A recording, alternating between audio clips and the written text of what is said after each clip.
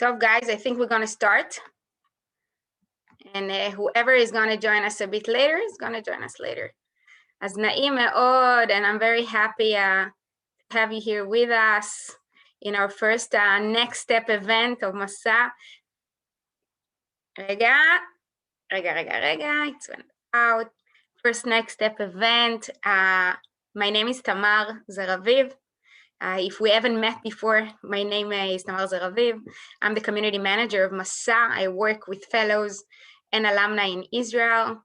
I'm part of the Masa Leadership and Impact Center. And we're very, very excited to have this first session. That the main goal is to help you think about the next step, know how to do the next step.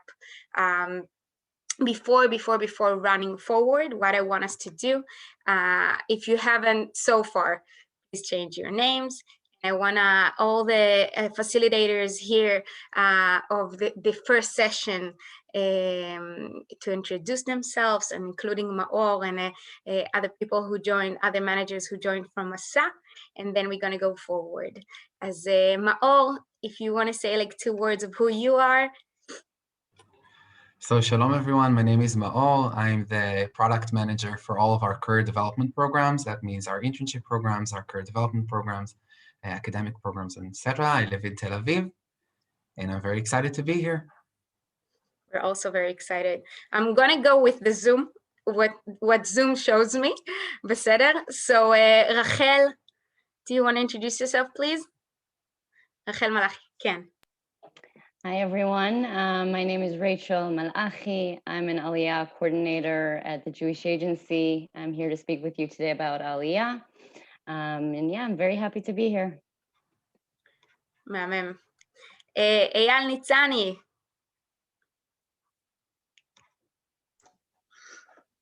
Hi everybody, I'm Eyal. I'm the Deputy Director of the Israel Student Authority in the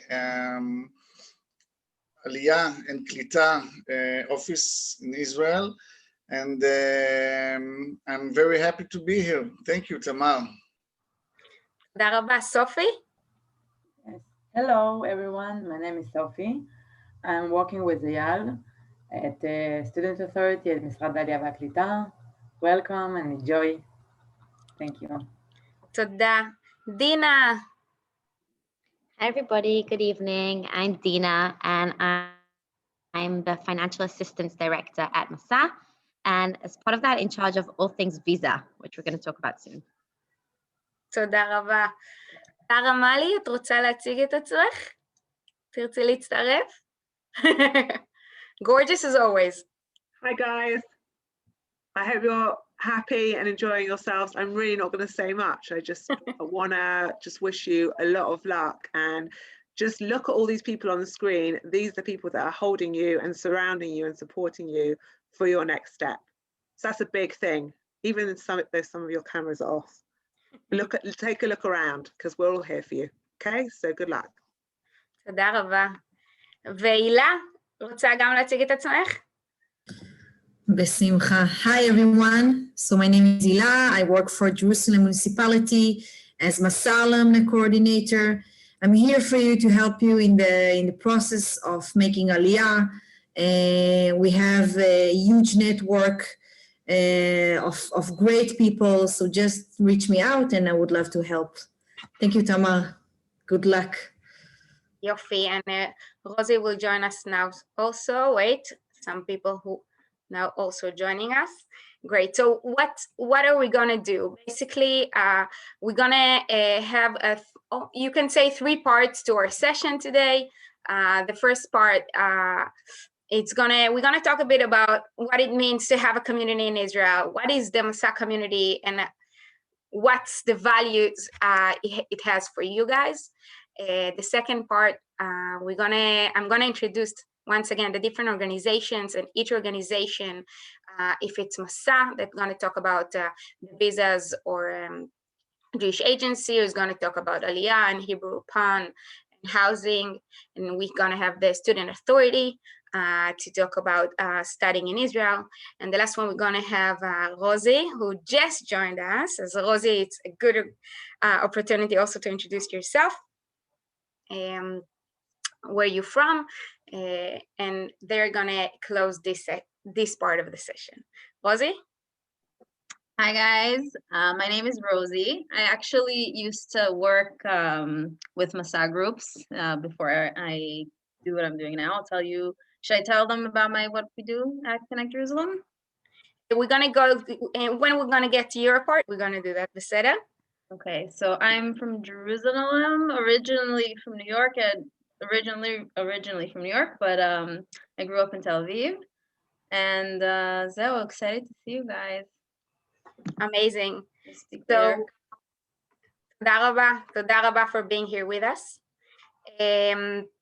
So what are the goals of tonight? First of all, so you guys can see other faces of the people that gonna stay here after the program and gonna be they are already part of the Masa community here in Israel, and you can explore with them the next step.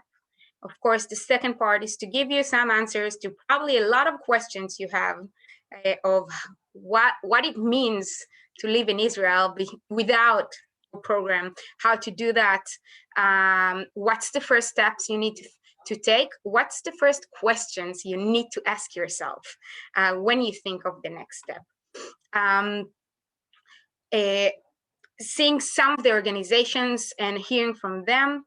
And of course, the second part, which is very, very important, is the alumni panel, which gonna be your opportunity to hear from the people who did that before, the ones who participated in Masa programs and decided to stay in Israel. Some maybe took some time, went back home, some stayed in Israel right after. And that's gonna be your opportunity to hear from them, what it's like, and those small questions that sometimes we're in the organization don't have the best, we don't have good answers like the ones that actually do that. So I'm going to introduce the panelists in the second part of the event. Some of them going to join us a bit later. And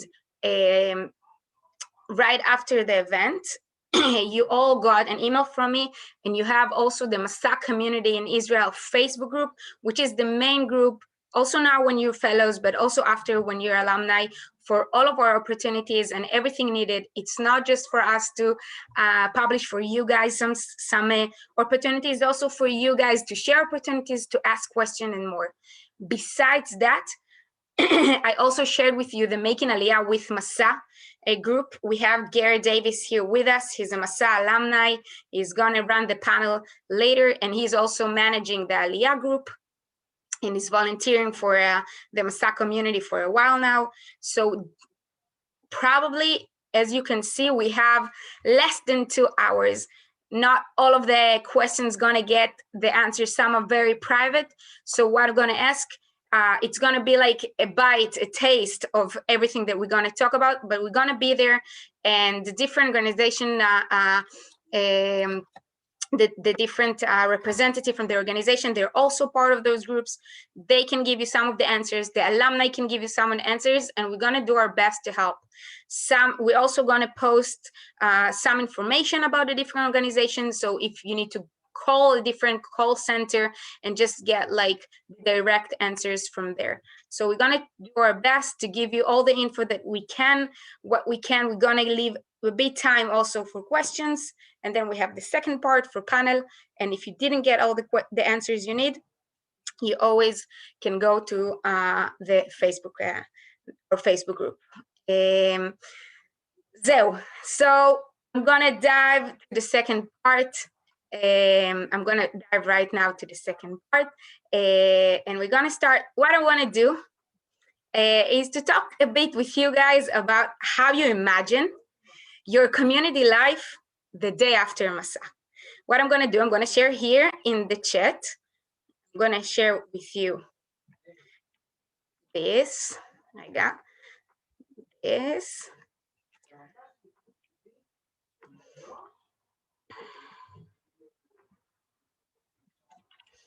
Oh, I see. I'm also gonna share now the link in Russian. I saw some of you asked me. I'm gonna do it now.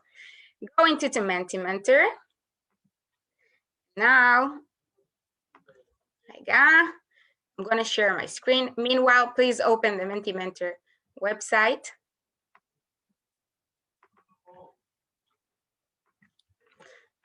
Tamar Sorek, I see you joined us. Shalom.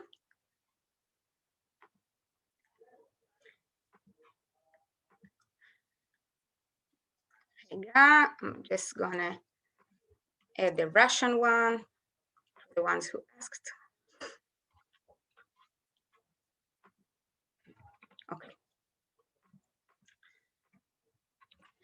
Okay.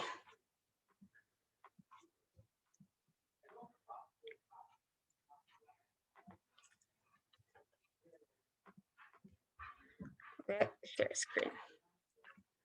So this is your question, and this is the code. You go into the website that I shared, you put this code 9460613. You get these questions. You can write an answer, whatever the answer that you feel like, and then we're gonna see here some of some of the answers together.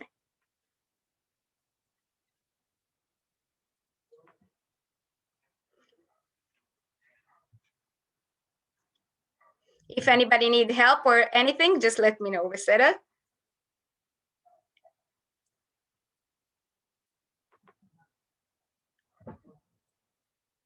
All right, let's see first.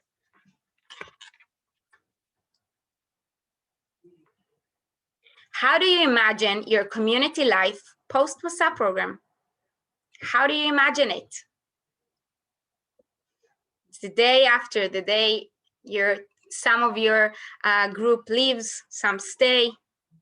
I can see here fulfilling, united, character building. It's big. It means maybe more than one person wrote it.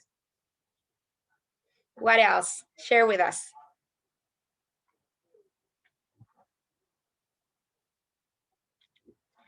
Contributing, balagan, exciting, united, vibrant, society on a budget, socially active.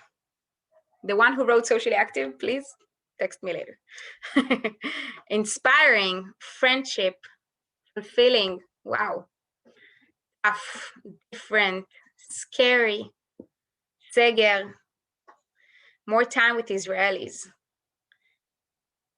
friendships, society, what didn't I read? Hope, open to new possibilities. Wow, united is big. Amazing. Okay, thank you. Thank you. Anybody else anyone didn't do that yet and want to add? Okay. United is very, very big. Society, balagan, challenging, community independence, seger, on a budget, fulfilling, love of the country, different, more time with Israeli, character building, inspiring, emotional. Thank you very much for sharing that. What I want us to do now, I want us to take another question. I want us to talk about specifically the community that we offer you to take part. Basically, you're all here for a couple of months now, and you probably already heard about the Masa community. The Masa community is something that you, in the end, you choose to join to. I wanna ask you another question. So I want you guys go again to Menti, and you're gonna get another question, and that's gonna be. That's the number above. 3819936. I'm interested to see your answers. What does belonging to the Masa community means to you today? These days.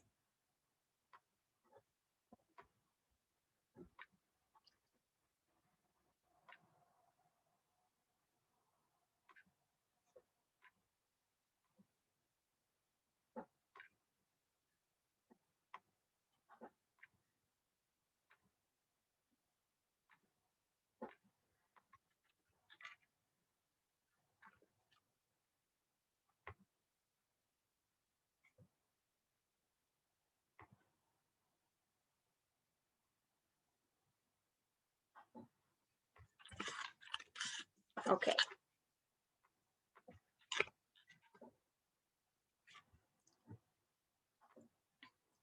Resources, interconnectedness, that's the longest word I ever read. Support, listening to static and benefit. Okay. Resources, family, advocate. Wow, support is big. I'm really happy to see it. Being able to be in Israel, new opportunities.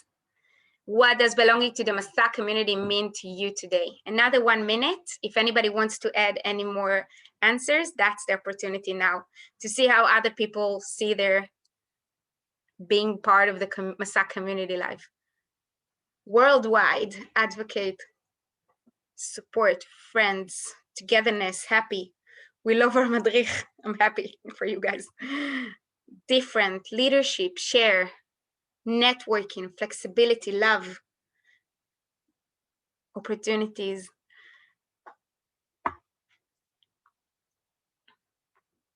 What didn't I read? Empathy, support group, togetherness, leadership. We're all different. I'm always if anybody sees something I haven't read, feel free to say it, okay? You don't have to be on mute. Dependability, interconnectedness, Judaism. Thank you. Powerful. Okay. Networking. Networking, I said. Wow, it's still coming. 23 people already answered. Thank you. Okay. I'm going to stop here. Thank you very much for that. For me, it's, of course, super touching to know how people even refer to their life being part of the Masa community. So that's an opportunity for me, since I haven't, since the Seger and the lockdown, we couldn't meet all of you guys and to invite you personally. But I think that that's going to be a good opportunity. I heard how you imagine your life. I read how you feel towards your community life in Israel in Masa at the moment. I want to give you more explanation of who we are, because a lot of times I know that people telling me, Tamar, we heard about Masa community, but I don't really understand what it means. So that's I'm taking now the opportunity to explain to you exactly. First of all, who's part of the Masa community? It's you guys, Masa fellows. It's the Masa alumni that joined us here to the panel from 62 different countries around the world of the past 16 years. It's different organizations, partners that are here also with us. It's Israeli natives that also, some of them volunteering in the community, that believe that building a shared life in Israel with the Olim, it's something that we should work on together. It's people that see Olim as Israelis, not just as Olim, and choose to build a shared society. The idea of our community is basically to embrace you and to, what's the word I'm looking for in English? How do you say la'atof? I forgot the word for la'atof. Who wants to help me with that word? Rap. Okay, rap can work maybe. From the practical point of view, from the social one, from the educational one, from the educational point of view, we want to be there. We understand that we need to be there in all of those places. When you're a Masa fellow, to help you see the Israel from other points, from more opportunities, if it's through our community members or if it's through all the opportunities Israel has itself to give you. And the day after, of course, very much also practical. You're not here by yourself, finding job, finding apartments, finding a small family inside the community to be here with you, getting to be more with Israelis, talking outside to the Israeli society of what we do here and who you are, guys. How do we do that? we have different courses. I don't know if you signed up, but you can still do that if you're going to be an alumni until the end of the month. We have our MPH, Career Development course. So the registration is still open until tonight. And we have different courses that we offer. We have social events, of course, that now with Seger and Corona, it looks sometimes different, but we're still holding different events. We have everything happening in our social media, and our groups are divided between local groups to interest-based group. So each of you can find what's relevant for them. I just want to say about all of our groups, as I say, it's a group. It's not a page. It's for you guys to take the main subject of the group and use it and share and enrich it. It can be, you know, when you're part of the community, in the end, you get a lot of being part of the community, but just your essence and what you bring as a person also gives a lot to the community. Feel free to use those groups, to ask, to share. It's for you. It's for you guys. We work with different organizations and much, much more. So where does it, you know, where do you, where does it meet you? You know, we say in Hebrew, where do you inside of everything? That's your place. That's your place that helps you build an identity. When you finish Masa, even more, this place between, I'm an Israeli, I'm from the UK, I'm from South Africa. What am I? Do I need to choose? This place of identity search, this place of being with people that are maybe having understanding exactly what I'm going through at the moment. Everybody here has what to give to the community, from being active and from being just in the hearing side, from being the one who just needs this small help from now. We all always learn how the community helps our fellows, and some of the ways are surprising for us too. Like we heard from different alumni that new fellows came to Israel and wrote in the groups that they're coming from LA, and if anybody needs anything, and the parents sent something to their alumni. We heard of different fellows who finished their Masa, even left the country and still stayed in our group because that's their way to still hear what's going on in Israel. We heard from people that some Israeli natives that used to be in our programming joined the traveling group and suggested to go for a weekend in Ramat HaGolan with a car, and finally they could travel not in the, I'll say, obvious places, and much more. So it's very, very on us and what we'll choose. Before I'm gonna finish my part, I wanted to leave you guys with some questions that's gonna be a bit about the identity that I just said before. And the reason that I'm talking about that here, this session is about the next step. And the next step is very practical, but at the same time, it's very emotional. And it's emotional also from the identity part. And a lot of people are having this conversation with me of who I am and how can I really not just have the blue passport, like how do I really choose to be part of Israel. So I made some, I'm gonna share one last time. I'm gonna share those questions. So I made 4 questions that I thought that could be interesting for you guys. I heard a lot in the past 2 years. Do I lose or gain another identity? What does it mean? What does it mean to become Israeli? Is this next step temporary? And if so, what do I want to achieve? Is this next step for the long run? If so, how do I picture myself in 1 year from now? What do I do? Who are my friends? What should I do to get there? And I want to give you those questions this time to think about that. And what I'm going to do also, I'm going to share it in the Making Aliyah with Masa group. And if anybody here will want to share with us some of your thoughts later on, it will be amazing, and also maybe help other fellows to get some answers of those questions. I'm going to leave like 2-3 minutes for now for some questions if you have. And I'm going to say that you all have my email for everything related to the next step, to the Masa community, to being more active, to what are the next opportunities that we offer. I'm here for you. So this next step is something that we're going to do in a way, hopefully together.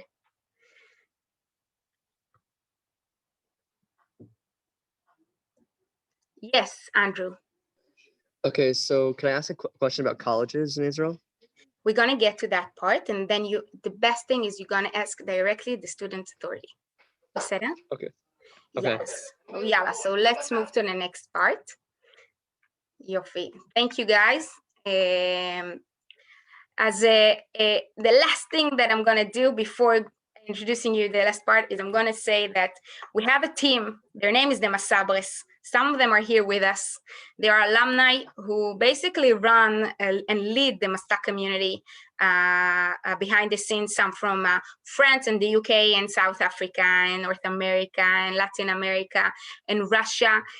Some of them lead social media groups, some of them events. We're all one big team, and they are the mind, they are the one who actually teaching us at Masa what are the needs and what it means to be a Masa fellow and alumni in Israel. If anybody here is interested in being part of an active volunteering team for the Masa community, you have my email, and I'm waiting for you to reach out. And that's for that. Yeah, we're gonna move to the second part. What we're gonna do, we're gonna have Dina from Masa and then Rachel from the Jewish agency, and when we're gonna have Eyal and Sophie from the Student Authority, and then we're gonna finish with Connect Jerusalem, and in the end, you of course gonna have some time also to ask some questions. So no further ado, Dina Noach from Masa. Thank you. Hi, everybody. So whoever didn't hear me introduce myself earlier, I'm Dina Noach, and I'm Director of Financial Assistance at Masa, and as part of that, in charge of all things visa related. The first thing I'm here to talk to you about is what is many people's initial first next step.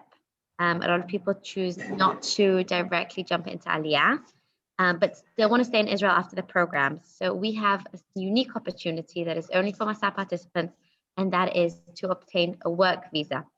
Okay, we have most of you, or I think all of you, unless any one of you is an Israeli citizen, on their program has an A2 student Masa visa.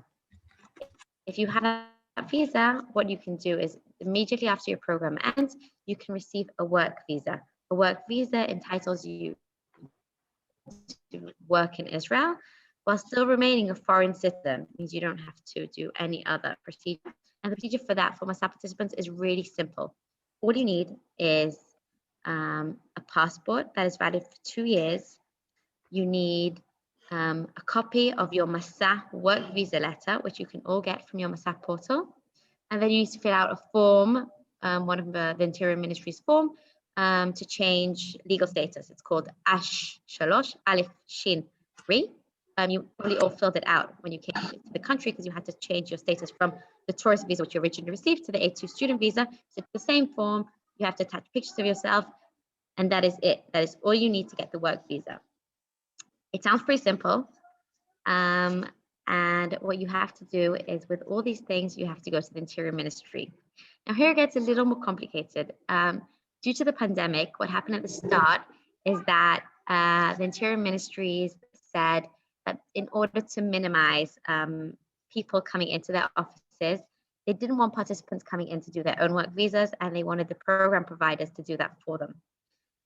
Now, over the past couple of months, the Interior Ministry has changed its policy, and they will, for the work visa, they would like participants to come in and present themselves and to get the work visa by themselves. The complicated part of it is that the Ministry of Interior is currently working under lower capacity than usual due to the pandemic, and they're not quite receiving as many people as they previously were, so it can be quite difficult to get an appointment. What you have to do is go online, try and do it as far ahead as you can. The visa, the work visa, is valid from the day your program ends, and it's valid for 6 months. So if you go in there a week before your program ends, they will not give you a visa. Interior Ministry, the bureaucracy is quite challenging, and they're very strict with their rules. So go in maybe the day of your program ends, your program end date, the day after, and then you get your visa. Book an appointment ahead, and what you do is you fill in online, and they'll get back to you and call you in. During lockdown, they're not working. They're only. I'm going to take questions soon, so just if you have a question,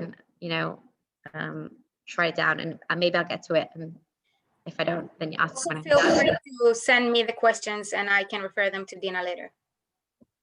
Yeah, with pleasure. Now we'll take a minute to ask a few questions. I'm sure most of you have the same questions. If I don't touch any of the points that are important to one of you, it's good that you ask.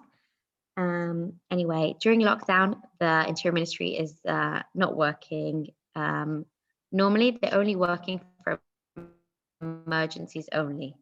Therefore, many of you might have received an email or a message from them. All visas were automatically extended until the end of March. And therefore, if you don't urgently need your work visa, you don't have a job lined up, you can just stay on your student Masa visa even if your program is finished. If there is an urgent case and you do urgently need your work visa in order to start getting paid for your job, then you have to go physically to one of the main Misrad Apnim offices.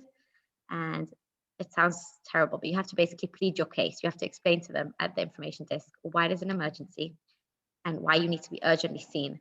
At the bottom of your Masa work visa letter is my email and my number. If you go into Misrad Apnim and you have any hassle, you pick up the phone to me while you're still standing there. Don't let them send you out. You pick up the phone to me there, and I'll get on the line to them, and we'll try and sort it out. That's really, really important. If that's the only thing you remember from this evening, that's good. My number's at the bottom of the letter. Use it. Call me. I'll help you. Anyway, as I was saying, so the Masa visa, the Masa work visa, is a multiple entry visa, which means in a normal situation, you would be able to leave the country and come back. Due to the pandemic, they will give you trouble coming back into the country. If you leave on a work visa, you might not be able to return. Please take that into consideration. I think, what else have I missed? The documents, we've said the documents, we've said appointments, and okay. So the visa is valid for 6 months. If you'd like to extend your work visa longer than that and not yet make aliyah, you have the option to do so. It is a more complicated procedure than to have the Masa work visa, and you do have to bring in more documents, including your eligibility according to the right of return. It's a similar process to the aliyah one, a bit shorter, but you do have to bring in approval it's usually from the Jewish agency that you're eligible under the law of return. You'll have to bring in Tudat Yosher. How do you say that in English, guys? Lack of criminal record. There you go. It's like a criminal record. No, there's a wording for it, but I've lost it. Never mind. Yeah, criminal background check. There you go. Thank you, guys. Always good to count on. You have to bring in a couple of more documents that you'll need, but you can basically extend your work visa then for approximately 2 years. That gives you another extended time, which you could be on a work visa if you do not yet want to make a decision regarding aliyah. I can see there's a question in the chat that said, do you need a job to be approved for a work visa? No, you do not need a job. You can get the Masa work visa without a job, without an employer. You don't need an employer to vouch for you, and you do not need a job. You can get it and then start looking for a job. How far in advance? So you don't want to book it too far in advance because, again, you can only get the appointment. You can only get the visa past the program end date. So if you do it earlier than that, they won't give you a visa. On the second hand, they're quite fully booked. They're not working full capacity, so it's a fine line. I would say try and book an appointment probably 10 days before your program end date. Just contact them, and then when they'll contact you to make an appointment, you'll say, I'm finishing my Masa program in 10 days. Let's book it then, and they'll book you in the right date. Let's see, can you apply from the US? No, you can. From the extended visa? That's a really good question. I don't know if Rachel can answer that maybe. Can you apply for the extended Masa visa from the, not the extended Masa visa, for the work visa? I'm assuming the question is Miri asked that. Can you apply for the Masa visa from the US or only from Israel? So for the work visa, I think you can apply here. And for the temporary resident visa, I'll leave that for Rachel to discuss in a minute. If you're getting the 6 months Masa work visa, all you need is your passport and your letter. That is correct. On the work visa, you would usually be able to return to the States and come back to Israel with no problem, except that during the pandemic and during coronavirus, it might not be possible. Currently there are a lot of periods where they don't let foreign citizens in, whether you have a work visa or not. And therefore, if you leave while having a work visa, you may not be able to return. We can't guarantee a return, and we'll have difficulty helping you return as much as we would love to help. We can't always do that. So please take that into account. Any other questions, guys? Have I missed anything? When should you start the process? I would advise roughly 10 days before the program end date to contact Ms. Reda when we're ready and book an appointment.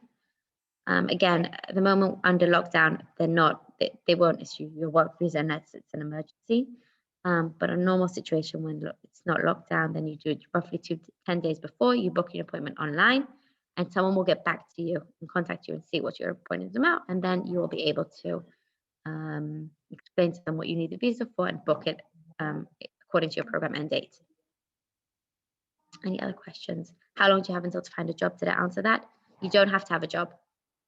You can have the work visa without having a job for the whole 6 months. You can live in Israel. You have a legal visa and you do not have to have a job. Any other questions? You guys can also unmute yourself and ask out loud.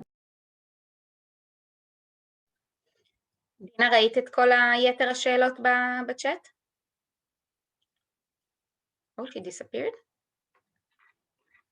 All right, guys, we're gonna move forward. I just shared our Facebook, the Making Aliyah with Masa Facebook group. So other questions about this topic, you can refer also to there. Dina, I think that her computer just died on her. So in a way, I'll say right on time.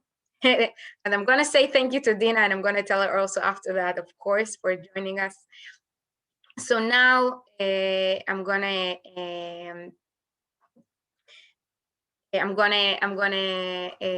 introduce to you Rachel from the Jewish Agency. Rachel, הבמה שלך. Thank you, Tamal. Hi, everyone. Good evening. My name is Rachel. Like I said, I'm an Aliyah coordinator at the Jewish Agency, and I'm here to speak with you about Aliyah. Like Tamar said, we don't have a lot of time. I will only be touching the surface of most of the information, but if you have any questions, you're welcome to contact the Jewish Agency. I'm going to put in the chat now a link to the Jewish Agency website where you can find our toll-free numbers from Israel and from all around the world. And you can contact us with any questions that we don't have time for today or any personal questions. So to give you a bit of a background, the Jewish Agency has been facilitating Aliyah since the State of Israel was founded in 1948. In 2009, we signed a contract with a private organization that you may have heard of by the name of Nefesh B'Nefesh. Since then, the process of Aliyah from North America is slightly different from the rest of the world. I'll be going into the information about both the process from North America and the rest of the world. So according to Israeli law, you are eligible for Aliyah if you are Jewish yourself, either by being born to a Jewish mother or by converting to Judaism, or you're also eligible if you have a Jewish father or a Jewish grandparent. You can make Aliyah from within Israel right after you finish your Masa program or while you're still here on a work visa, or you can make Aliyah from your country of origin. In both cases, you will need to be in touch with the Jewish Agency. However, if you're making Aliyah from North America, you will also need to be in touch with Nefesh B'Nefesh for the additional assistance that they provide. So the first step of the process is to set up your alia application, either through the Jewish Agency or through Nefesh B'Nefesh. Both can be done on the website or by calling us. Once you have the application set up, you will need to submit your documents.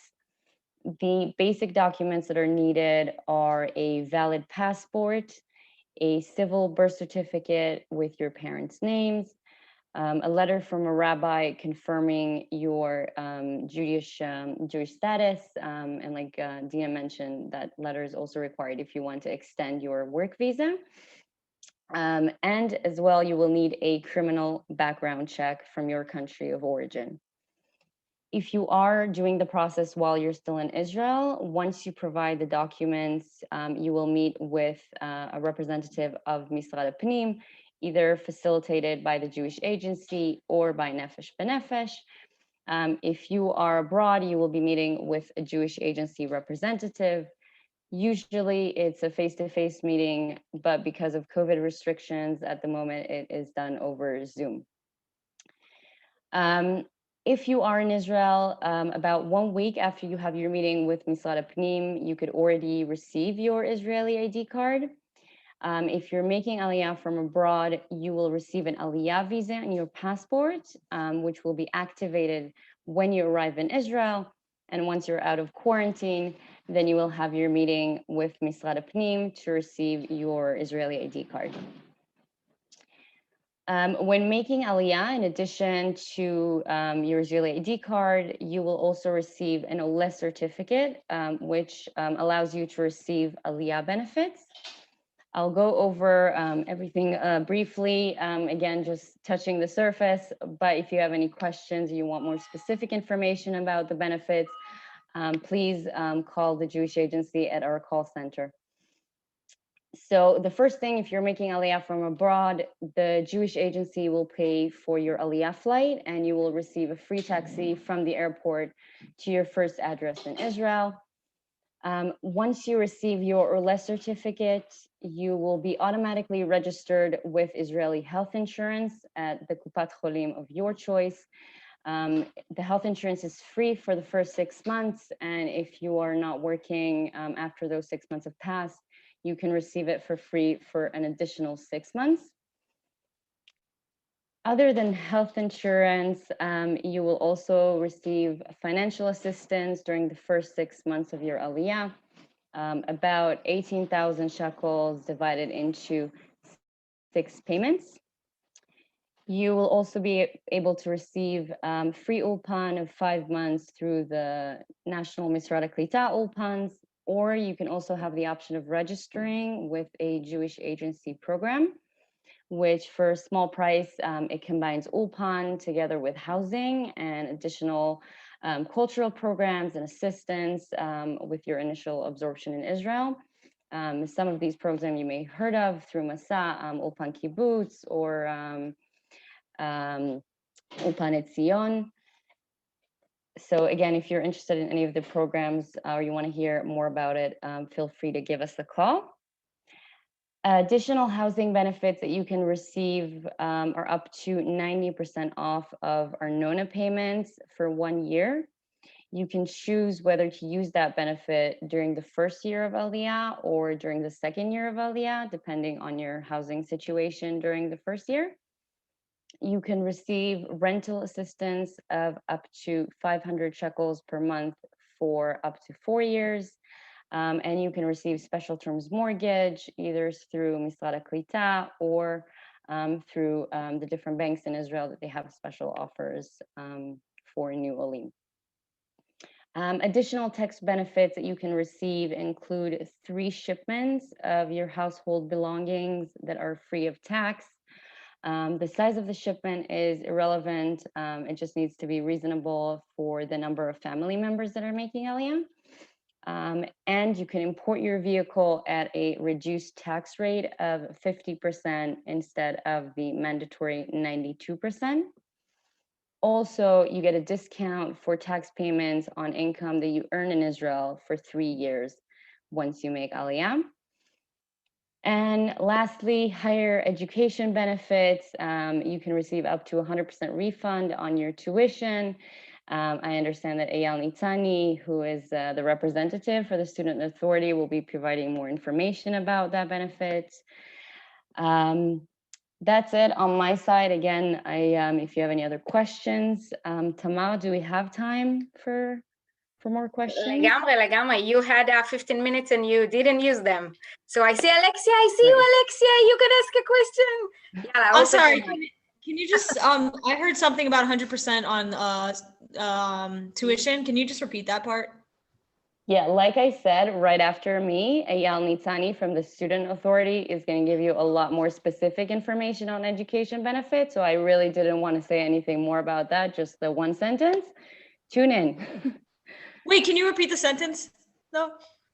Yeah, I said you can receive up to 100% refund on tuition for a bachelor's or a master's. Again, Eyal, I'm going to completely leave the stage for him for that. I will, but you can say that again. It's free to study in Israel. And I'll talk about it later. See? Let's see in our chat also. Okay. Are the documents is the process for someone? Wait, do we have more questions? Do you know if we can apply for a Masa or A1 visa from the US? Yeah, well, technically during normal times, you can apply for a work visa or a temporary resident visa. I've heard some of you say from abroad, but because of COVID restrictions at the moment, the state of Israel is only allowing Israeli citizens or new olim to enter. So getting a work visa or a temporary resident visa from abroad right now is possible, but who knows, maybe once all of this is over, we can start doing that again. Hi, I have a question. Yeah.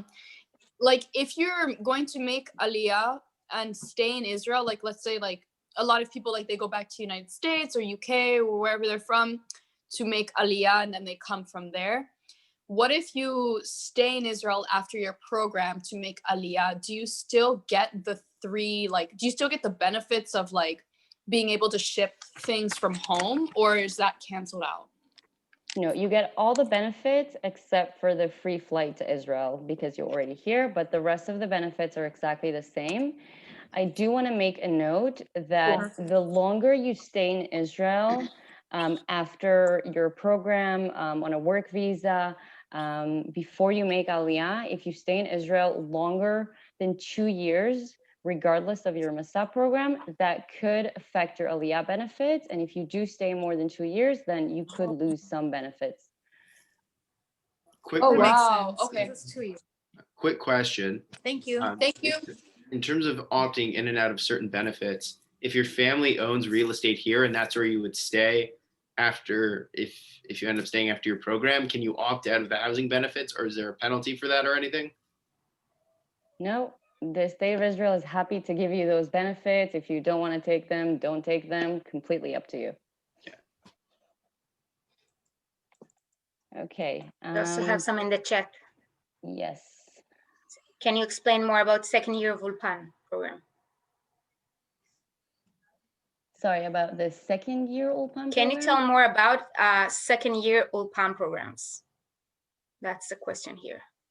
I'm not sure I'm familiar with second year Ulpan programs. Ala, do you want to ask? Maybe ask it in another way?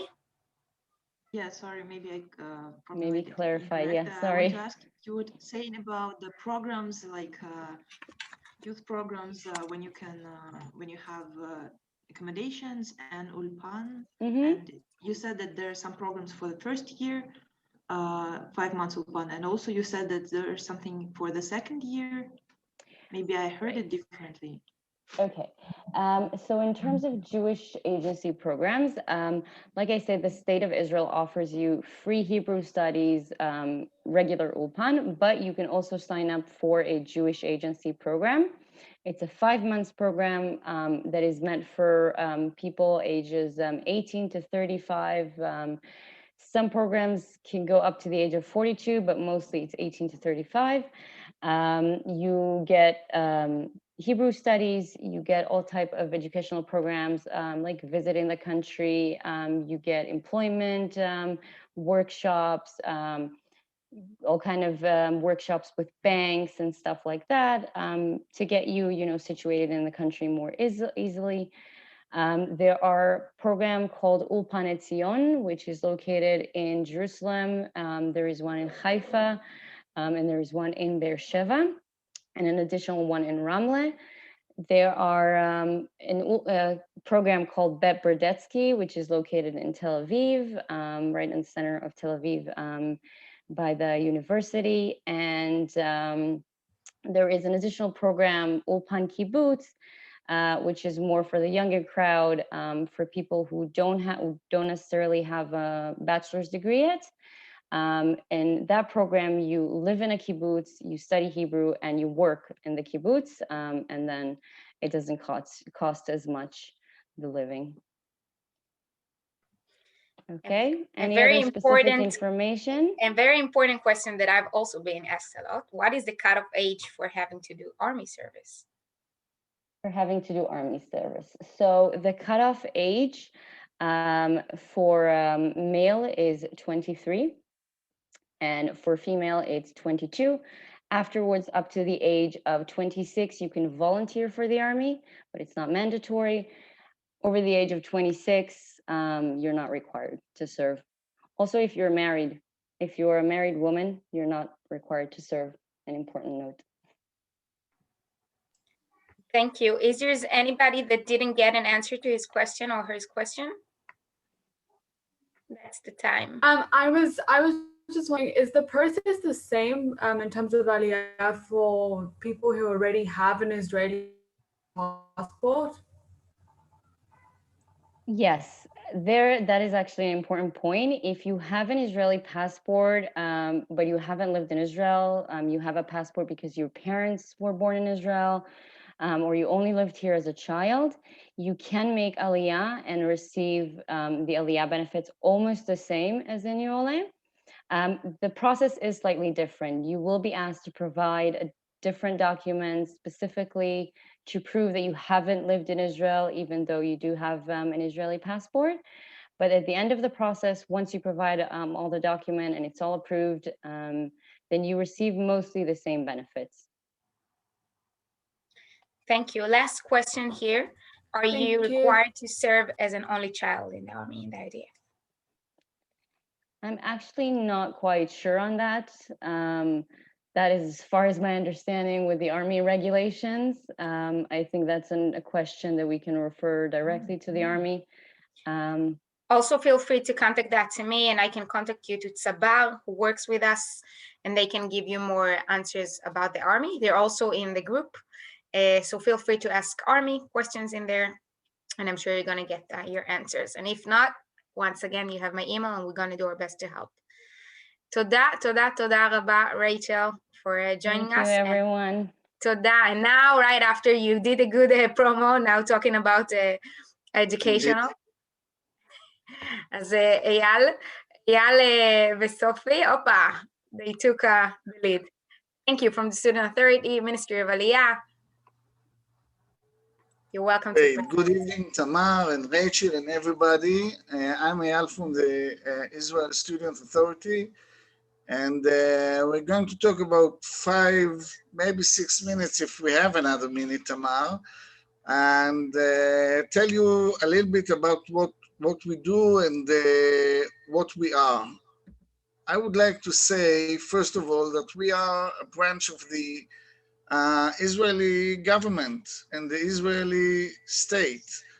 And as we are, we should tell you that our job is actually encourage you to study here, encourage you to be here and live here and study here in Israel, and being the address and the connection from, for you in Israel while you study. We will talk about it later, but what we are operating actually from 1964, more than 55 years. And my main message for you is we want you. we would like you to make Aliyah and be here in Israel and live here and be a part of the Israeli society, because you are very, very important, very, very yes, initiatives and entrepreneurs, and we believe that together we can achieve much more. So if you can, Sophie, can you take one ahead? Thank you. Now, you should know that the student authority is actually covered the standard university tuition. You should know that and check the tuition everywhere in Israel you would like to study. We're talking about 10,200 shekels annually for bachelor degree and master's degree, up to 13,780 shekel annually. Actually, there are more than academic degrees, practical engineering, certificate studies, and non-academic diplomas, but you should check with us because we don't cover everything. You should check with us before, and we leave you the details, the exact details later. What I'd like to say is that they say it's all about the money, and it's very, very important. The money is very important, but there are, on the one hand, there are about 1,000 shekels a year that we don't fund. It's like, Tamar, if you would help me, the דמי הרשמה, the registration fee? Registration fee? Yeah, the extra fees in every university is different, but it can be about 1,000 shekels a year, and we don't pay it. We pay only the standard university tuition, and you should know that. But actually, and Sophie, right after me, is going to talk about it, it's very, very not only about the money when we're talking about the Israeli Student Authority. And Sophie, please go on. Take it. Yes. Hello, everyone. Again, my name is Sophie. I'm working with the YAL and the Student Authority, and I want to explain you about the more assistance that we have than just the tuition. So, in order to, in order to know if you are eligible for our assistance, we have 4 conditions. The first one is your status. So you should be עולה חדש, קטין חוזר, או אזרח חולה. The second one is your age. To begin מכינה, it's pre-academic studies. You should be prior to the 23 birthday. To begin BA, it's prior to the 27th birthday, and to begin MA, it's prior to 30th birthday. The third condition is the deadline to start studies within 3 years after you made Aliyah. But we are not including army service and national service. So it's okay if you're doing army, it's more than okay, it's excellent. And the last condition is your academic requirements. You should have high school diploma or recognized prior academic certifications. It depends on... Sophie, yes. May I just say that about the status, you can check it out with the Jewish agency, with the Global Center. What is your status? Okay, just check it out with them. Okay, so as Eyal said, we have much more assistance than the tuition, although tuition it's a very, very important tuition fees.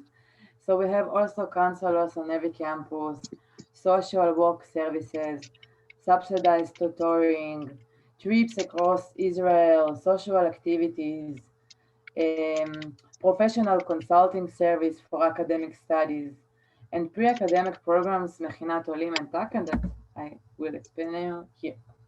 So the first step to study in Israel, you have Hebrew Ulpan. It takes 5 months. And then you choose to go to Mechina or Taka. Mechina is for people interested in MBA. It takes 10, 11 months. Or Taka for people who are exempt from Mechina. It takes 4 months. Taka is for people who want a academic Hebrew level. And after that, you starting academic studies or diploma. Here you can see that we have many dates for Taka program, and we have it all over the Israel. So you have it Jerusalem, Ashkelon, Tel Aviv, variety of places and dates, and it depends where you live, and it's the best comfortable for you. If you have some more questions, and of course you are more than welcome to ask us in the English desk. You're gonna have their help in English. And this is the mail. I will send you in the chat also. Sophie also added to the group. Excellent, great, thank you. And also you are more than welcome to visit a website that contains all the information I said and much more. And that's all. Thank you so much. You can ask questions now. Hi, I have a question. Yes. Is the DACA program required for people who are interested in pursuing their master's degree? Yes. Yes. Okay. It's for masters also. It's a program for 4 months that you study Hebrew. Yes, it's a great program. Great, thank you. I have a question. What if you already have a master's degree? If you already have master degree, so I'm not sure you have another master degree, Eyal or Eva. Excuse me, yes, I will answer that. Generally, we don't fund another degree, like a second degree, like a second bachelor degree or second master's degree. But we will check it out, and it depends on some issues of the working possibilities in the Israeli market, and of course our budget of the state of Israel, because we are part of it, and we can check it out in exception committee for second degree, but not for second bachelor degree. I hope I Yes, thank you. Guys, we have time for another 2 questions that we have, I see in the chat. So I'm gonna ask, what about 1-year MA programs? How do you finance them? Because you said you pay $13,700 a year, but programs cost approximately $30,000. There are programs like this, and we cover also programs like this. It sometimes takes more time, but we cover. We actually we cover it, and we pay the first year as every first year, and then by the end of the third or fourth semester, while you get the degree, you get the university gets the second half after you get the degree, or the actually the eligibility to the degree. Okay, and second question, the last one for that subject. How do we find out what our current degrees, certificates are equivalent to here in Israel? You should, it's not so easy, and Eyal, maybe, Sophie, maybe stop with the sharing. So Yes. you talking? Thank you. Yofi, Eyal, Ken. Okay, so it's not so easy, and you can just be in touch with us in the English speakers desk or any other. We have desks in French and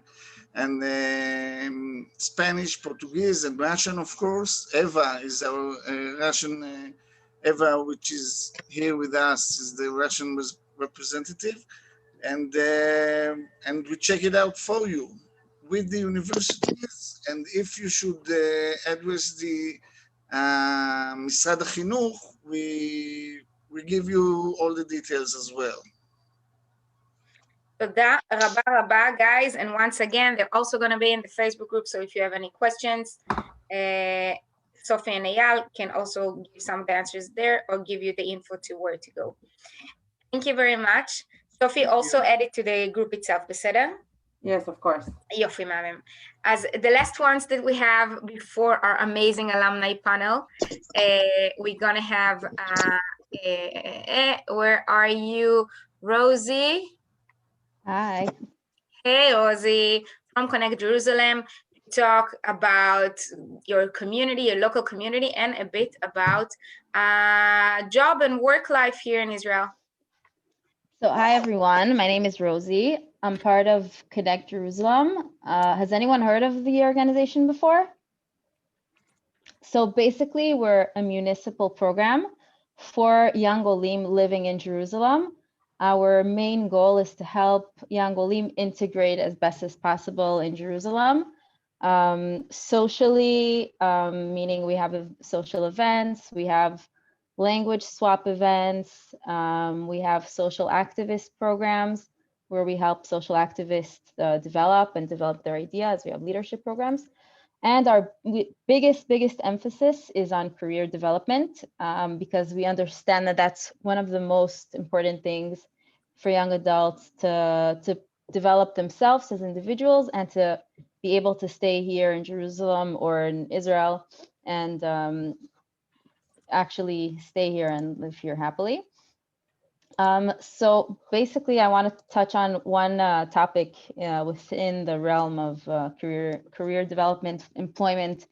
And one main thing that's really critical in Israel, it's kind of your social network. We call it your professional network, but it's hainuach, meaning two can be the same. They can be your biggest assets when you're looking for jobs. So a lot of you could say I'm not here for so long, so that might be a challenge for me. But the thing is that in Israel, a lot of people are so willing to help.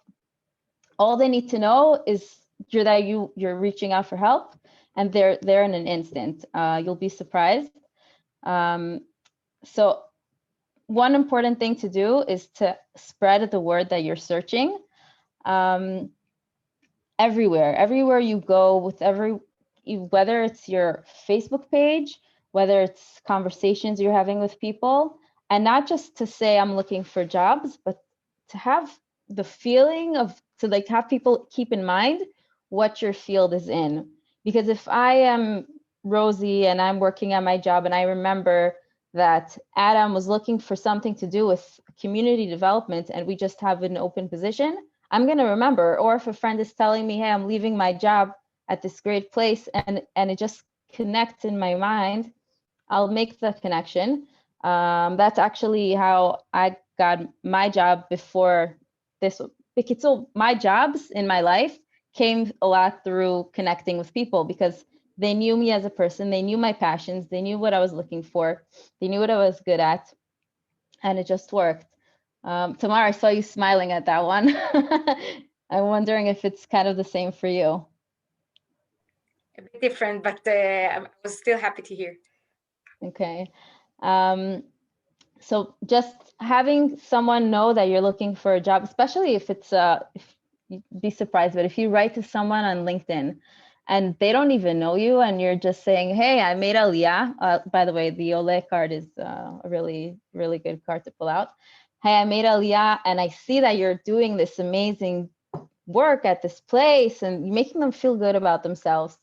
You're making a connection, and they feel how do you call it, like patriotic, or the importance of helping an Ole. It's like, you guys are doing this amazing huge step in your life, and we feel dedicated to help out sometimes. So use what you have to your advantage. And another important thing is just to show up to events. I know that a lot of things are online, but not everything can be, sometimes it's hard to be online. Sometimes it can be great. For example, we're having this month 2 communication workshops.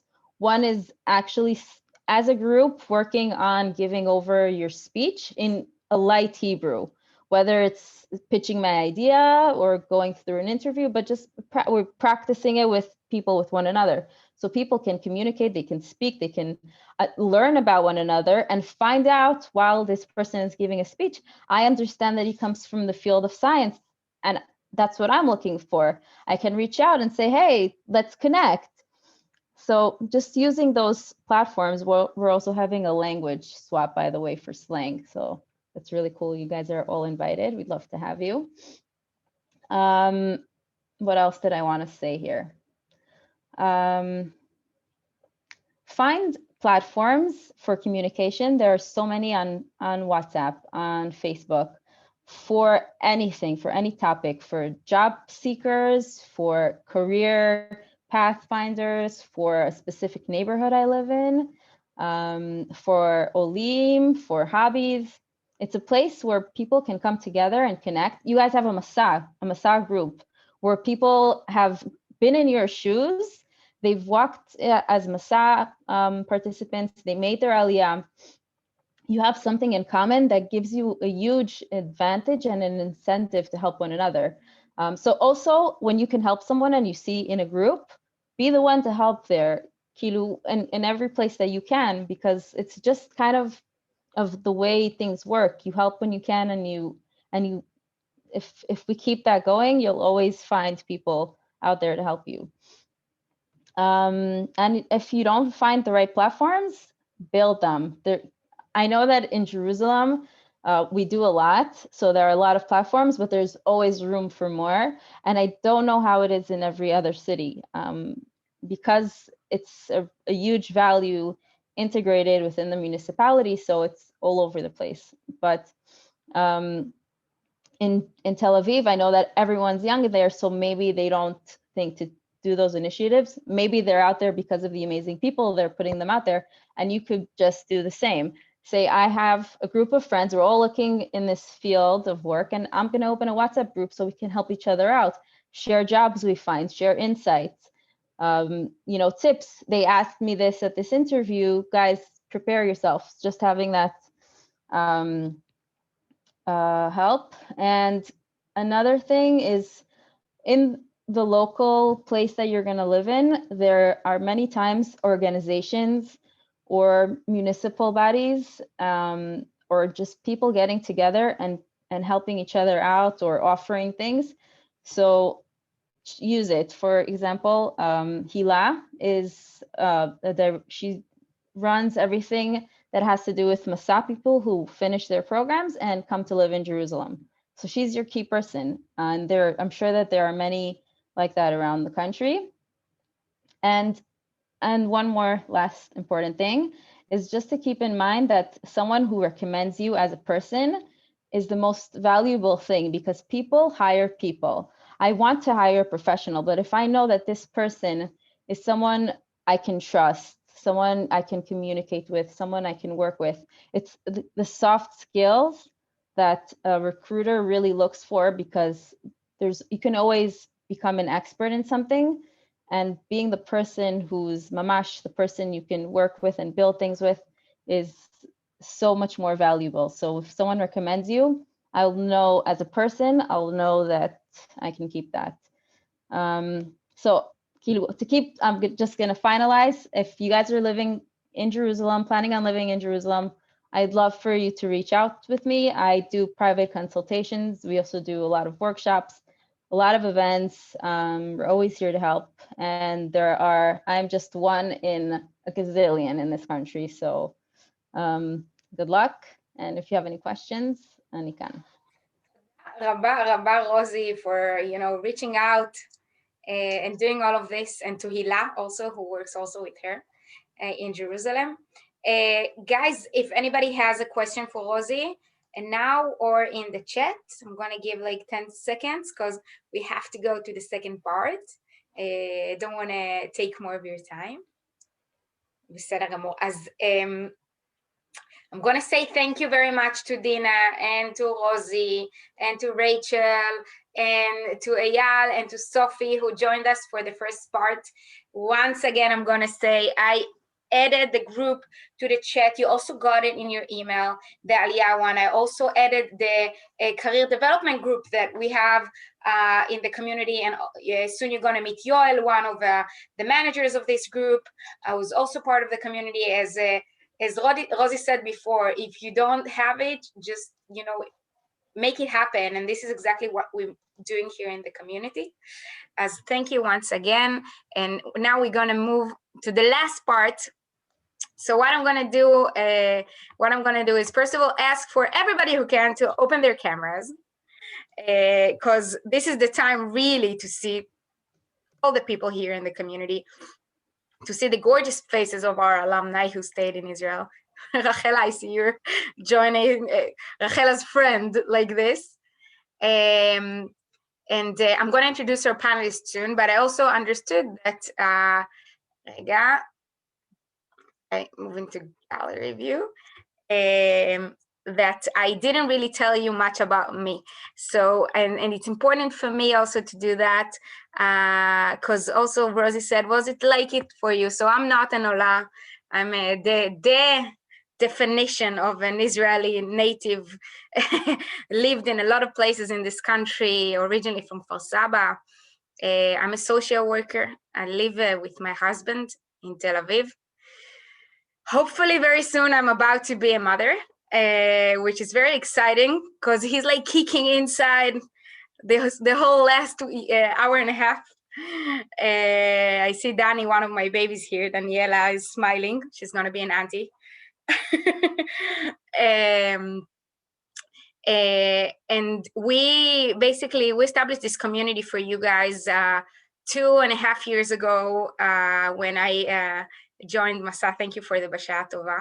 And the first thing that we did was to recruit a group of volunteers. Some of them were fellows, some of them were alumni, and we understood those are the people that's gonna lead everything. And some of those people have been with us for the past 2.5 years, volunteering for so long for everything that's happening. So I want to introduce to you, first of all, Garrett Davis, who is an alumni of MITF in Be'er Sheva, who decided to stay in stay in Be'er Sheva, not in MITF, even though he's always here to help. Who's gonna run he's gonna manage the alumni panel. He's also the one who's running, managing with me the Aliyah group, also on Facebook, on WhatsApp, and doing that with his big heart. And I'm gonna let you, Garrett, to be the one to introduce the other panelists, or you want me to do that? Whatever you want. I think we decided they were gonna introduce themselves. Yalla Magniv. So that's it. Thank you, everybody. I'm still here for questions, but from now on, the alumni is going to take it from here. Hi, everyone. So first, I'll introduce myself. My name is Garrett Davis. I did Massage Teaching Fellows in 2016, 2017 in Be'er Sheva. Apologize for my bad voice. I'm getting over a long cold. I made Aliyah right after the program to Be'er Sheva. It's where I live today. And I actually run my own business taking care of people's animals. I'm a dog trainer, dog walker, cat sitter, whatever it may be. Before I made Aliyah, I was a dog trainer. So that's what I have experience in. I'm gonna let all of our panelists introduce themselves, and I will start with Yoel. All right, what's up, guys? My name is Yoel. I am from the United States of America. I have been living in Israel for the past 2 years. And I first came to Israel on a Masa career development program. It's actually been a little more than 2 years, like 2 years and 4 months. I came in September of 2018. And I volunteer with Masa right now. I help run the Masa career development group community. I'm one of the administrators of the Masa career opportunities page that Tamara just shared with you. Job-wise, I'm a business analyst for a movie and TV tech company. It's a pretty cool job. And then before that, I was a business developer for a video animation company. And if you guys have any questions about career development or just anything about Israel or making Aliyah, which I know you guys just asked a bunch of questions regarding that, feel free to reach out. But yeah, you can call me Yoel or Yoedi, whichever one is easier for you to pronounce. So that's my thing. That's my spiel. Amazing. Next, Jason. Is Jason not with us? Yeah, no, I'm here. Can you hear me? Yep.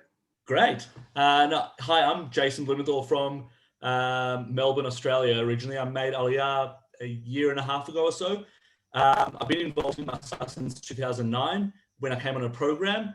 I then later on was a madrich on that program in 2016. And then for the past year and a half, I've been the director of that program. I really don't like to fall far away from things that I know clearly. So I've been working with Masa for years and being coming to Israel for a few months a year for certain things in work.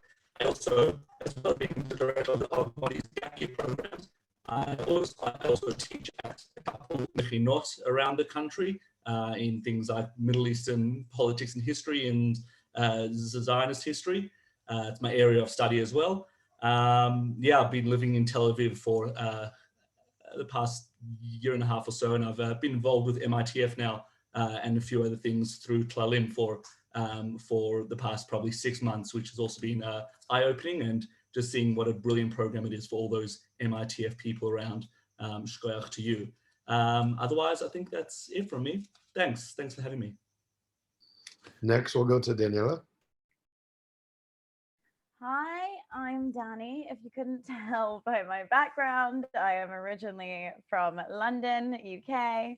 And I have been in Israel now. I made Aliyah almost 2 years ago.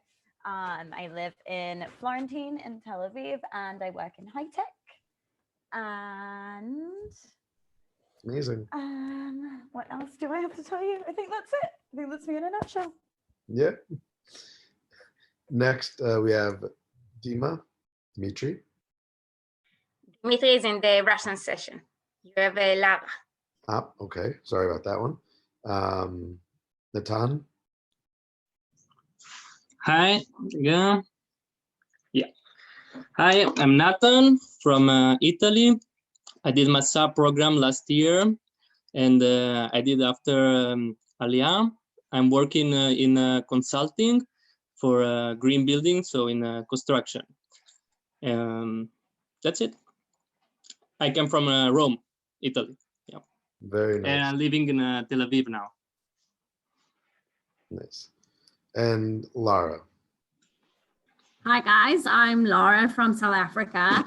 I made Aliyah in October 2019 and I currently live in Tel Aviv. I work as a recruiter and I help Olim and internationals help find jobs in Tel Aviv, in high tech, in startups. So that's my main job. I volunteer for Masa and I have a few other volunteering projects on the side. Yeah, that's pretty much it. Very nice. So the way it will go through tonight, I have a few questions that were asked ahead of time. And we'll have, a couple of panelists answer them. And then if you guys have any questions that you want answered, feel free to message me privately in the chat and I'll write your name down on the list.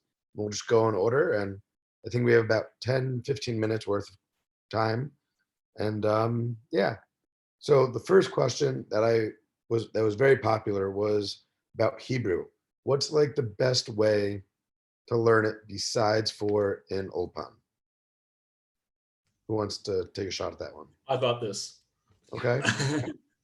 I was fortunate enough to come with a few Israeli friends that I'd worked with, but also just making Israeli friends, and mostly Israelis can be quite social and friendly. It's really great when they are, and they're the best people.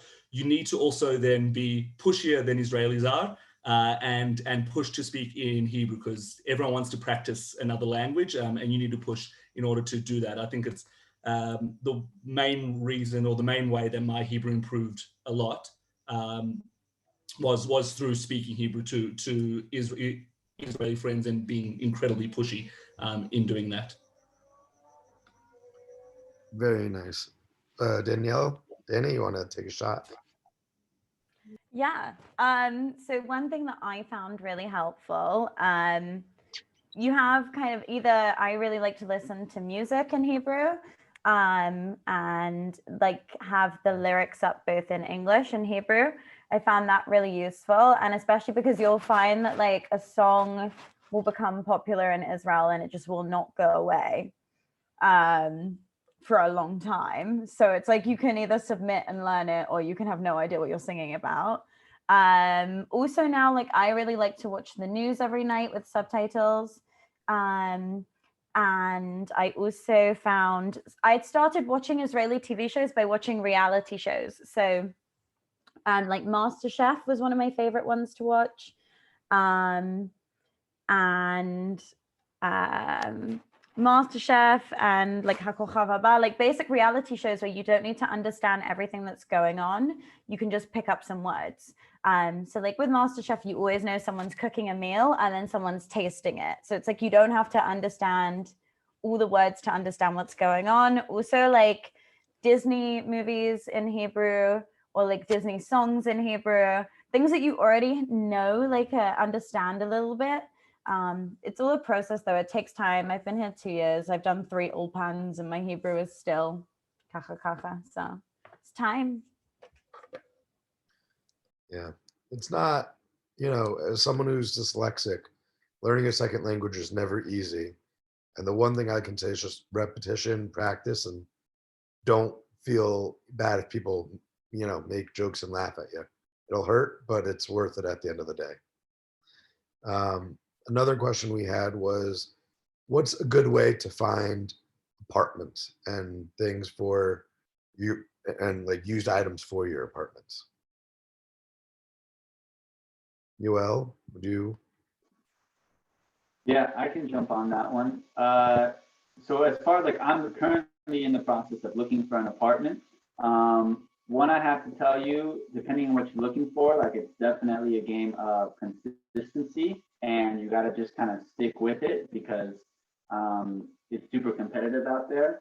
But really what I've been using, and I can share it in here too, there's like 3 different sites that you can use. One is called like Duron, another one is called Como, another one is called Yad Shtaim. I'll throw all of them in there right after I finish talking so you guys have them. And then I'll also throw in, there's like 5 Facebook groups that I'm using that have anywhere between like 30,000 to 100,000 people in the group. And so the Facebook, so you have to watch out for, if you're using like Yad Shtaim sites, there's a lot of real estate brokers on there. And if you're working with a real estate broker, they're usually going to charge you a fee of your first month's rent. But if you just find a place off of just like a normal person like you and I, there's going to be no broker fee, and you'll avoid broker fees if you go through Facebook groups a lot of the time. And on a Facebook group, someone will literally just post and say, hey, I have this 2-bedroom available. You check it out. If it suits you, you hit them up on Facebook and say, hey, I'm interested, and you go see their place. And then my big piece of advice is, if you like it, act quickly, because usually a nice spot goes within like 48 hours. So if you like it, act fast. But Facebook groups and these 3 other sites that I mentioned. So I'll throw like all 8 of those in right now into the chat. Lara, would you also like to take a shot at this one? So the Tel Aviv group of the Masa volunteers, which I'm part of, we're actually building a massive like spreadsheet of different Facebook pages and those kind of resources that can help you find apartments within Tel Aviv. And I must say, there's not one Facebook group for apartments in Tel Aviv. There must be 48 million. And it's just about, using the internet as your resource and, really just, Googling and seeing what's out there. And as Yoel said, act quickly because apartments in Tel Aviv are scarce and, people just, they see an apartment and they take it. There's no waiting. There's nothing like that. It's very quick and people have to move fast. I do want to say, Facebook is also, as everyone already said, a great resource. I'm in about 8 or 9 different apartment Facebook groups in Beersheba, even though I've been in the same apartment for over 3 years. But it's definitely, if you see a great apartment, act fast. Don't just wait on it, get all the information you can up front and go from there. Tamar, you want to chime in? I've been living in Tel Aviv for 5 years. I lived in Metula for 1 year. I lived in Daphna for 2 years, in Magan Michael for 1 year, and in the desert for 1.5 years. So I know a lot about looking for apartments around the country. I can tell you and I'm looking for an apartment now that is much more, need to be more suitable for my needs, unfortunately. The most important thing, because Yoel and Lara, everything they said is super, super true. If you can find a connection to the person who posted the apartment, this is what you should get to the connection to this person and tell him to promote you.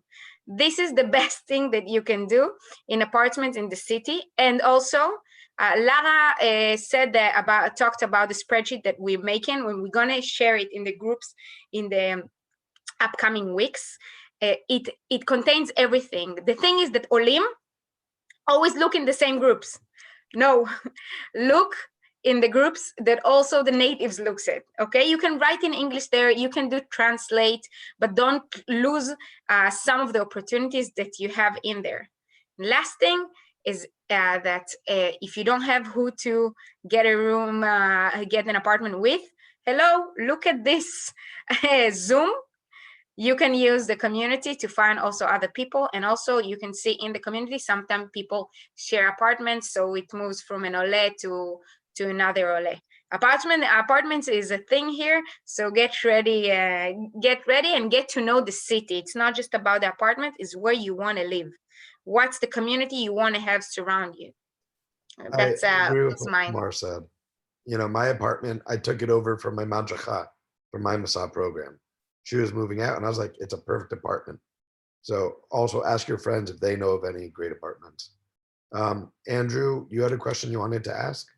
Yeah, so how would you compare Israeli to American colleges? It seems to me that Israeli colleges are way harder since it's in Hebrew. 2, you have less option to do different courses. You have to be very focused. And what if you don't know what you want to do? 3, you have less breaks, more stressful, more compact. So is it better just to do American college and then make Aliyah, or is it doable to do Israeli college and stay in Israel? Who wants to take a shot at that one? Yeah, sorry, it's a big one. It's all good. Eyal is still with us, right? Or he left? I think he just left. Just left. I scared him away. Not one for me. I'm neither American nor did college here, so I can't help. The only American panelist is Garrett and Yoel. Thanks.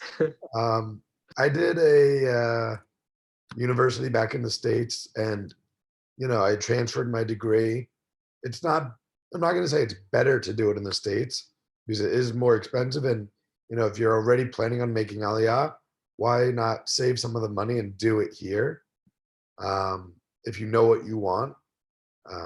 But I mean, at the end of the day, that's a very specific question. And it's really a personal decision. I can't say if it's better to do in the States, if it's better to do it here. I mean, if you know what you want to study and you found out that, let's say, Tel Aviv University offers the program that you want to study, why not take advantage of doing it here in Israel, heavily subsidized, than paying, $20,000 a semester or a year in the States? It's. Garrett, I also want to add from maybe the only person who did study in Israel.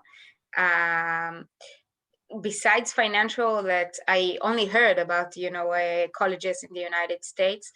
In the end, it's also, if you look about prestige, it really depends on what's going to be your next step. Also in Israel, it depends on the college. It depends what you learn. Some of the things are better college here. Some things are better universities. And then for the next step, not just that, some of the things you have to study in the country you're planning to live in. Otherwise, you will have to do a lot of different, like law and social work sometimes, because the laws are different between the countries. This is something to think about, beside financial. And the other thing, Andrew, I'm not sure how old are you? I started school when I was 25. Most of people, and I was, let's say, a bit older than also the average in Israel, because I was an officer in the army and I did a lot of things. But still, comparing, I guess, to most people that I see here on Zoom, most of you started to study much when you were much younger. So it's also something to think of, who are the people that are going to be with you in there. It's another thing to think about who you're going to be with and who you're going to be your friends. And when you say school in Israel, a lot of Olim think just about IDC. It's maybe the most thing that Israelis don't think about. Most Israeli natives don't think about IDC. To pay 39,000 shekels a year for us is crazy. But once again, IDC is good for one thing, but then there is the whole other schools. So there are different aspects that I would suggest you to think about. I know for certain degrees, like if you study law outside of Israel and you come and you make aliyah, to become a practicing lawyer in Israel, you have to complete 9 exams. And I know as a recruiter, I've met 1 or 2 people who have made aliyah, and it takes them about 4 or 5 years to complete the 9 exams for them to actually practice law in Israel. So there's certain things that you need to consider. Whereas, if you do decide to, study in the States or study somewhere else, you need to convert your license to the Israeli authorities in order to practice. So it's something to consider as well. I know, for instance, like accounting and law and medicine, and, there's several other sectors where you need to convert it. So I think that's also something to take into consideration, that it's not, study and, make aliyah. There's a lot of admin to do with it. Continuing off of that, another question that we had a lot of was where and how do you go about finding a job? Yoel, wanna? Yeah, I can give some tips. So first thing that I will say, guys, is in that Masa career opportunities group that Tamar shared, which I'll share here again right now. In there, one secret that no one really knows about, even though we try to make it not a secret, is that there is a files tab in there. And that files tab in that group has really good resources. And I might be kind of biased because I created the majority of those resources. But those resources will literally have all the Facebook groups related to career development. And so there you can also kind of network and learn more about career development. In that same files tab, I also posted this master list of, I don't know, it's probably like 100+ different sites and sources to find jobs. which, full disclosure, I kind of stole / borrowed from Nefesh B'Nefesh. If you're familiar with them, they sent me this master list of different websites that you can look for jobs. And then I just reposted that on there. So I would look in that tab because there are hundreds of sites you can use. The other thing you can do is that if you're looking for a specific job, let's say you are super into architecture, that's what you're trying to go for, there are likely Facebook groups and WhatsApp groups related to architecture. I would hop into those WhatsApp groups, those Facebook groups, because they'll post jobs on those groups as well, to find out, like, I don't know any architecture groups, but if you're an architect, just start asking different architects if they know of groups, and soon enough, you'll be able to find those groups. So that's just kind of the traditional way, right, of finding a job.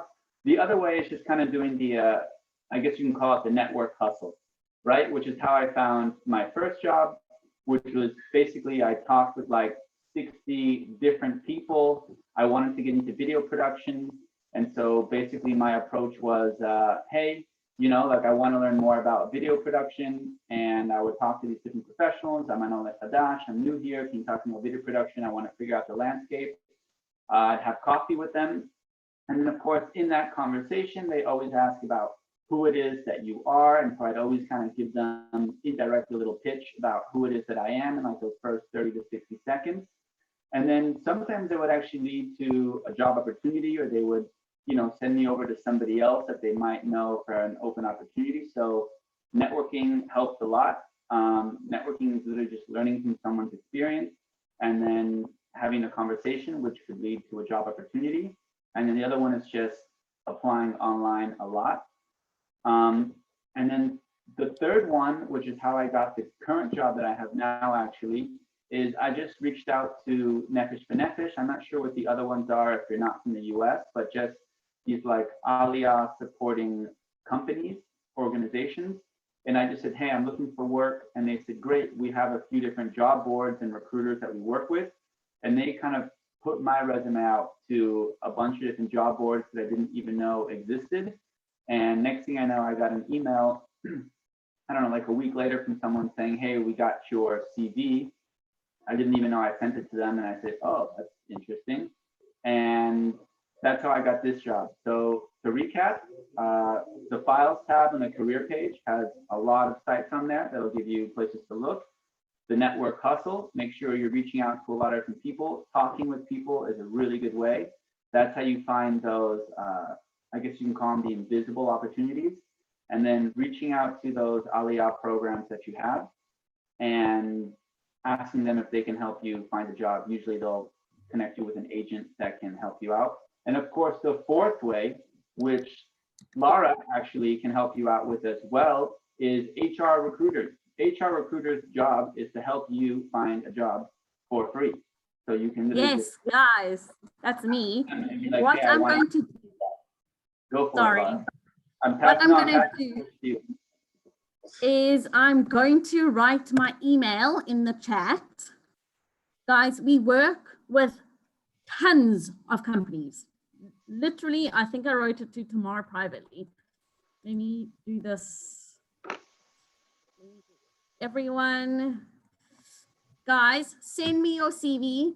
We work with like hundreds of companies, and we actually, to be honest, we don't have enough CVs, and they're all English speaking jobs. We have 1 or 2 in French, 1 or 2 in Portuguese. It's honestly, it's over the past 2 or 3 weeks, we've just seen a massive rise in companies hiring, even though there's a Sega going on. Send me your CV. If you're not sure what you want to do, one of my colleagues on a private basis does career consulting and career guidance, and I can put you in contact with her. She's very happy to help. But guys, seriously, like you all said, network with people. I'm a recruiter now, but I became a recruiter because I was networking with HR professionals. It was actually one of y'all's Zoom lectures that I actually got this job. So, it's really, guys, just network. get your LinkedIn profile, out there. Israelis love LinkedIn. It's actually an understatement. And, really just, go look on LinkedIn, and see who's working in what, and this company and that company. It's so important. And I promise you guys, if you just talk to Israelis, they love to help Olim. Really, they do. I mean, when I was looking for a job, I spoke to so many Israelis who just called me and had a chat with me, and it really does help. So really, guys, networking is important. And one last thing I just want to jump in, Garrett, is just if I know we say networking a lot. If you guys don't have experience in networking or aren't really sure like what that looks like, please feel free to reach out to me privately. It's like a strategy and system that I've used hundreds of times, and I'm happy to share it with anybody. So don't feel shy to reach out to me privately. Ortal, you had a question do you want to ask that? Yeah, I just wanted to know, like, how far in advance would you recommend we start searching for work? I mean, like, I'm only finishing my program in like July, so it's this thing of I don't want to start too early because I obviously can't start working now. But yeah. So I'll jump in here because I saw that y'all posted some stuff in the chat, and I kind of have I agree and also disagree. I think number one, because it's Corona, you can actually start looking pretty early because everything's going to be done on Zoom anyway. I got my job in Corona. Every single interview I had was on Zoom. I was offered my job on Zoom. So you kind of don't have the restriction of needing to be in the same place. But at the same time, you may struggle if you're going to need, if you haven't extended your working visa or something like that. So keep both factors in mind. I think it's going to depend very much on what job you're looking for. For example, like if it's something like high tech, then it should be, you can look pretty far in advance. But if it's something like architecture where you need to have degrees converted or you need to have anything like that, it's going to take longer. It kind of is going to be very fluctuating to what you want. But also I know that at least from my experience, and my brother just made Aliyah 2 months ago, and now he's doing the same thing. I have found, and the other guys can chime in if they think differently to me, that the hiring process in Israel is really quick. Like, it was a 2-week turnaround for me from my first interview to starting my job. So it might just be worth keeping that in mind when you apply for stuff, that they may, the hiring process can be 2 weeks and that's it. Cool. I mean, I know from experience, a company can approach us on a Sunday with a new position, and by the following week, Wednesday, someone's already accepted the job. So it happens very quickly, especially in high tech. It's what we deal with. Another thing you need to consider is that if you're going into certain positions, there is a factor that you need to consider within the interview process, is that some positions require you to do a task during the interview process. So they'll send you a thing, via the internet, and you have to, complete a certain task within 3 hours or whatever, and they take that into consideration as well. So some jobs do have that practical element to it. It doesn't happen very often, but also something to consider. So I think we're going to wrap it up here. If anyone else has any questions that they want to ask, now's the perfect time. I'm going to include my email and my WhatsApp number in the chat. And I work, closely with a lot of Olim throughout the country, not just, with Masa. So I'm very full of knowledge, and I'm always happy to help. So you're welcome to reach out to me privately, via email, via WhatsApp, and I'm going to be able to help you guys as well.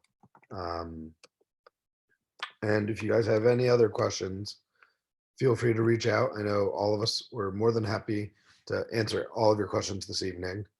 And I want to thank Tamar for putting this together for all of us tonight. Thank you, Garrett. I'm going to wrap it up. So I'm going to thank you guys. I just texted the Yoel that I didn't even know that Lara got the job through his workshop.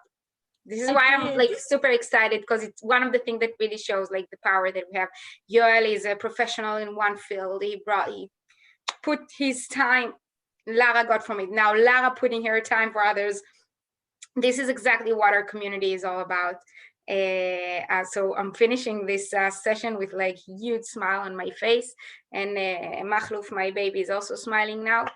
And I really hope that you got the answers that you needed, and I'm sure you're gonna have much more questions when it's gonna be even closer. You know where to find us.